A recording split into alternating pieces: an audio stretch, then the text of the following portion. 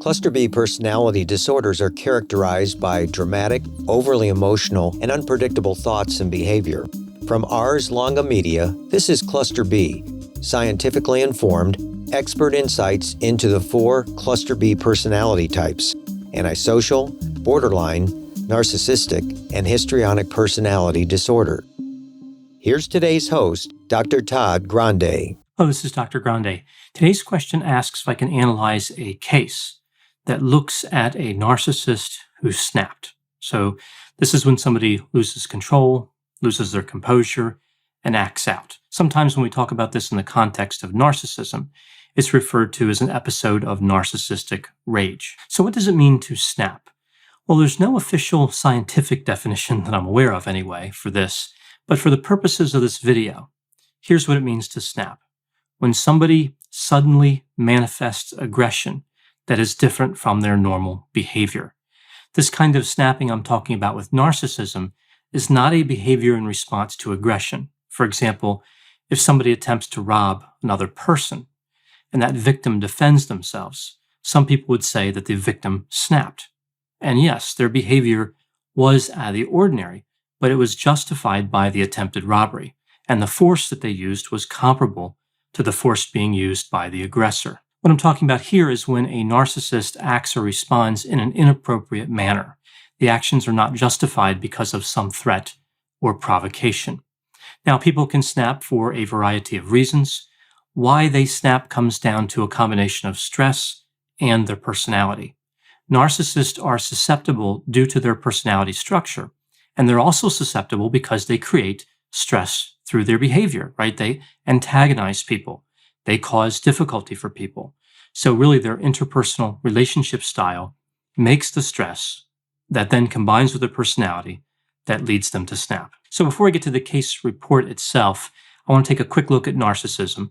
With narcissism, we see characteristics like being self-centered, a sense of entitlement, and requiring admiration. And we also see 2 types of narcissism.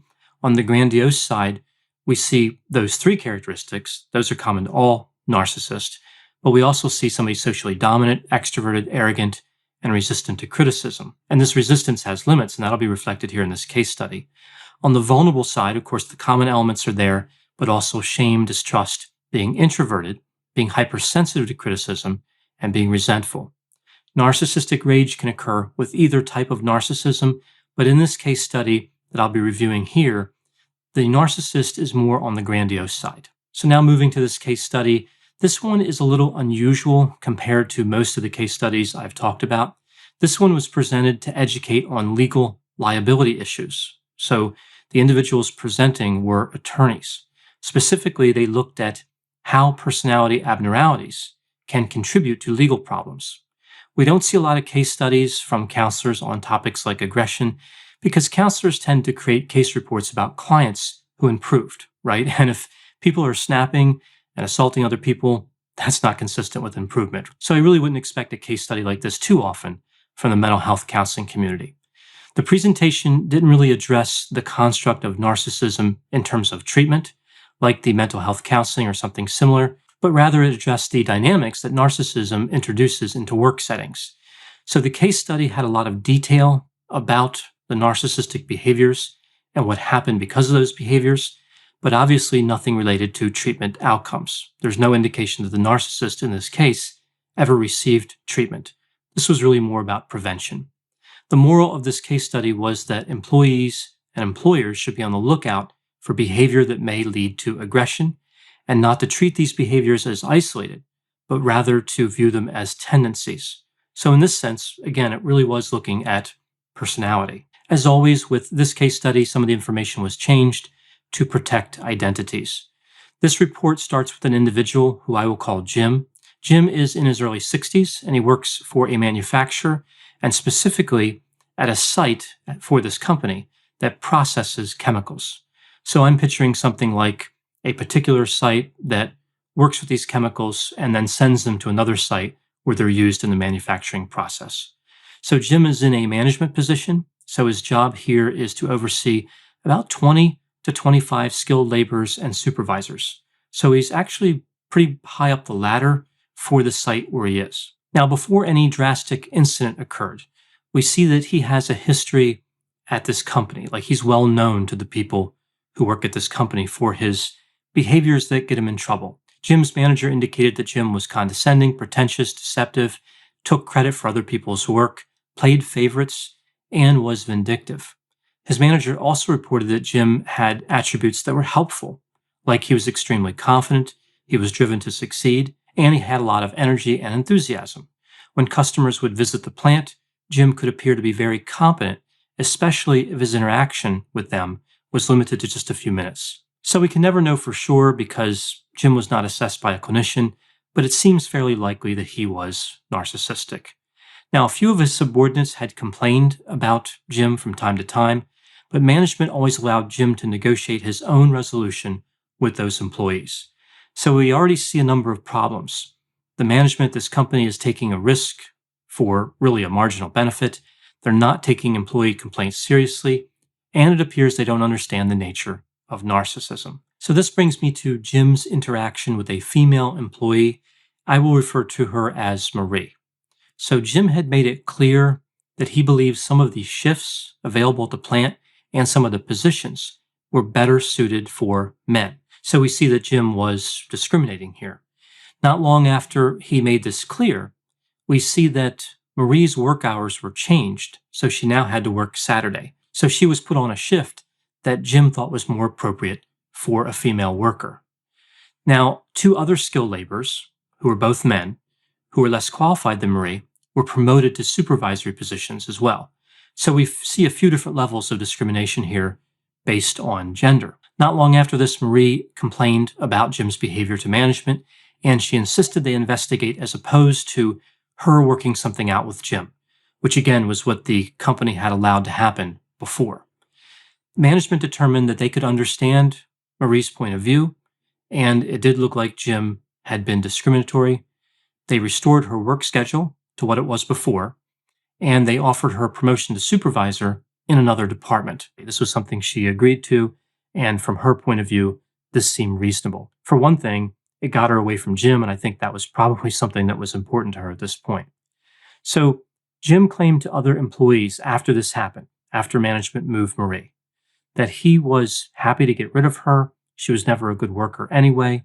And he went to her new supervisor, I'll call him Fred, and Jim told Fred that he should be careful how much responsibility he gives to Marie. She was dangerously unqualified, and that she was known to walk off the site with company property. So Jim accused Marie of stealing to her new supervisor. Now, this behavior, Jim going to Fred and complaining, this is known as retaliation, and it's very common for narcissists in work settings. Interestingly, in this case, Fred not only reported this behavior to Marie, but he reported it to management. It seems like he believed this was unacceptable, and he also felt like a victim in this process because Jim was trying to drag him into this violation of employment law. So management once again investigated and found that Jim's behavior was not appropriate. They apologized to Marie and Fred and assured Marie that her standing as a supervisor would not be effective in a negative way, and evidently this again was acceptable to Marie, and evidently this was acceptable to Fred as well. So here's what we have so far. Jim has violated all of these employment laws, and it appears as though management to some extent, but perhaps reluctantly, has protected the victims. However, they really haven't done anything adverse to Jim. They haven't done anything to fix the cause of the problem. This is the exact argument that Fred took forward to management. So even though he initially agreed with what they had determined and what they were going to do, he decided not long after that he really wanted something done about Jim's behavior. He wanted management to take action that would discourage this type of behavior in the future from Jim and from anybody else who would think about doing it. So this brings us close to the event that led to the rage.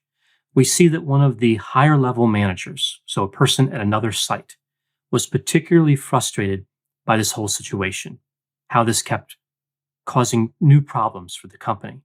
So at a meeting, again at a different location, we see about 10 to 15 employees were there.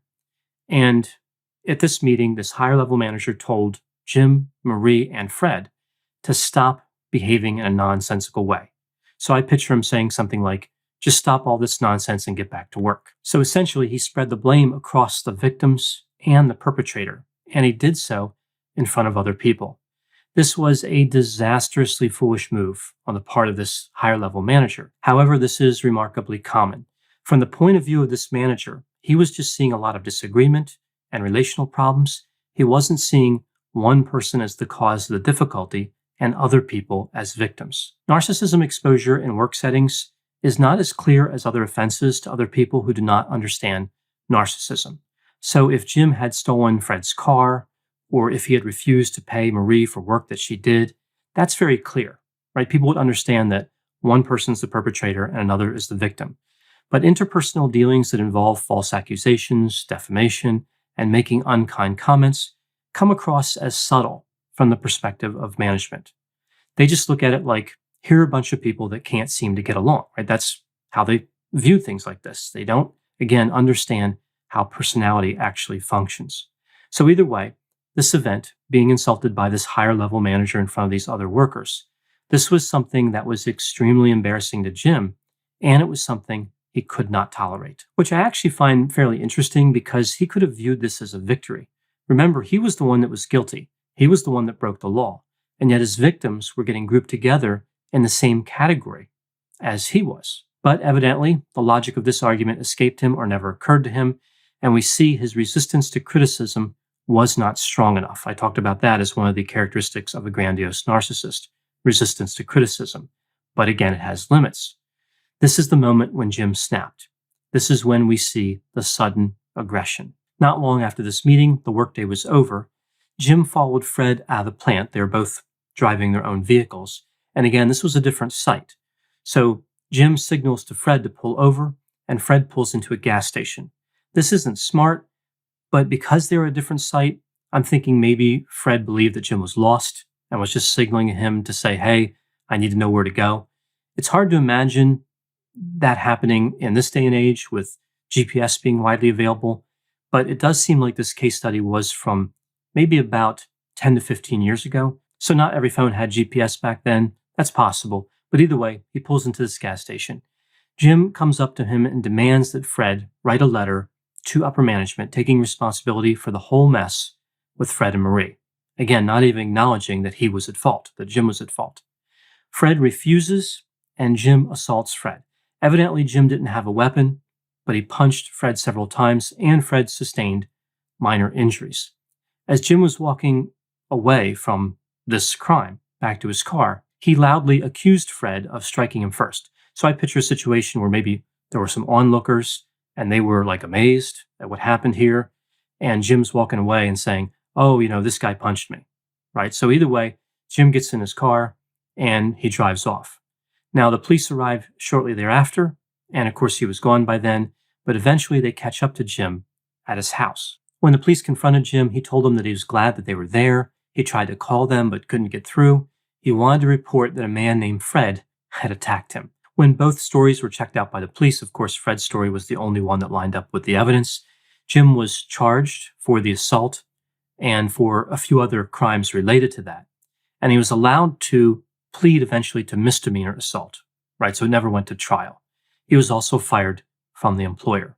So some interesting points here. Jim had a long history of breaking the law and violating boundaries, yet those in a position to do something about his behavior didn't feel like it was important to take action.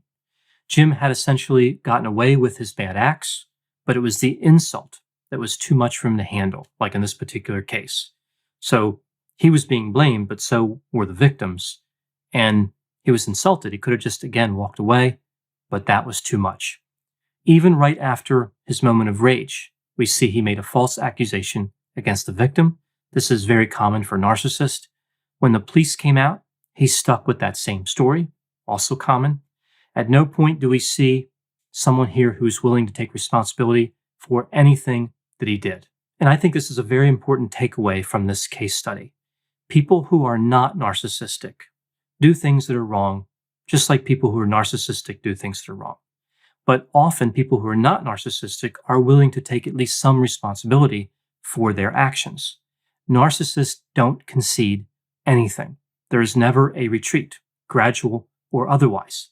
Rather, there's a collapse. And this is when we see the aggression. This is when they snap. The narcissist snaps when the narcissism is not strong enough. Narcissism typically doesn't fail in stages, it fails catastrophically. If Jim's narcissism was strong enough, he could have walked away from that meeting where he was insulted and said to himself, management really wasn't talking about me, they were really talking about Fred and Marie. So essentially, he could have lied to himself. One could make the argument that when narcissism does fail in stages and not catastrophically, that means the narcissist has a chance of improving. They can improve how they relate to people. But again, that's not what happened here. Now, the last takeaway here in this case study, one of the challenges with this idea that people can snap is that it's difficult to predict when it could happen. We see in this scenario, of course, Fred should have never stopped his car. He should have never got out of his car, but he didn't understand narcissism.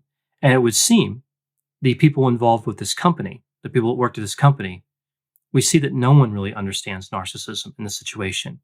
And this is what I see a lot. People in these situations where there's clear narcissistic behavior and a clear warning that something aggressive could occur, that a crime could occur. And nobody really understands what to call it. They can name all these different descriptions that match with narcissism, but they don't know that it's a construct that's been studied a lot and that there's a lot of information available about it. And that, in fact, if they were aware of what narcissism looked like, they could prevent a lot of things that happen as a result of it. Not just the aggression, but all the other bad behaviors that happen as well. So this is another case study that emphasizes the importance of workplace education on narcissism. For more content like this, check out Healthy Toxic, another podcast from Ars Longa Media, all about what makes or breaks relationships, including issues related to narcissism, narcissistic abuse, and how personality disorders affect relationships. Ars Longa, Vita Brevis. Learn more at arslonga.media.